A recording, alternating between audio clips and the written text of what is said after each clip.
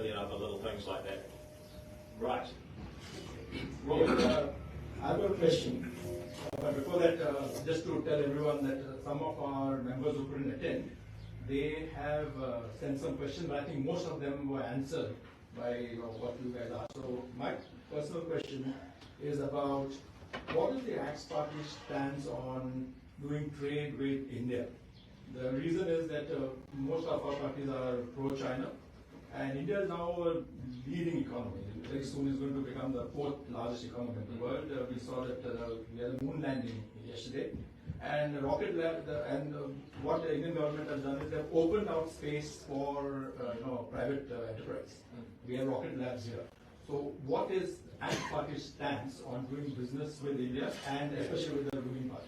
Well, I was going to mention the moon landing because I think it's just a really good point in time to just stop and reflect on how important India is going to be to New Zealand for the rest of my lifetime.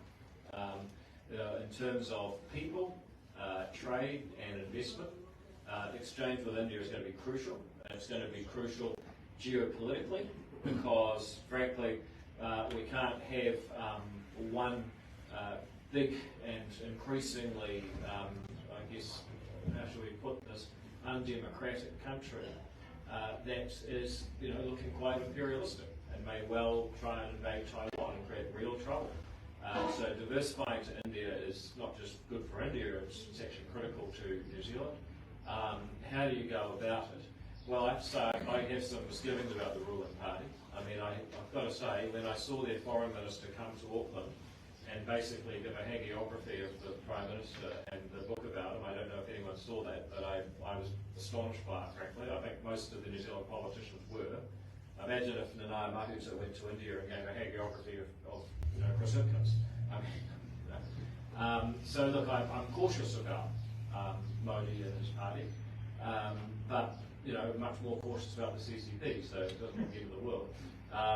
And I think ultimately getting a trade deal is going to involve being quite clever and understanding of India. And funnily enough, that's something Parajit said to me. Look, you've got to understand that until trade with New Zealand is seen as a win-win by the big Indian dairy companies, then it's a no-go. So we've got to show them that actually doing business with New Zealand will make them more competitive, more productive, rather than just saying, hey, why don't you guys buy New Zealand milk? Because if you say that, they'll be afraid. And then you talk about high tech. I mean, ultimately, New Zealand needs to diversify not just the markets we sell to, but the range of things we sell. And I think that technological exchange with India could be a tremendous way forward. When I was in engineering school, we had a lot of students from India, some of them international, some of them Kiwis of Indian origin. And I think that the potential for tech exchange is huge. Thank you, David. Any other questions? Otherwise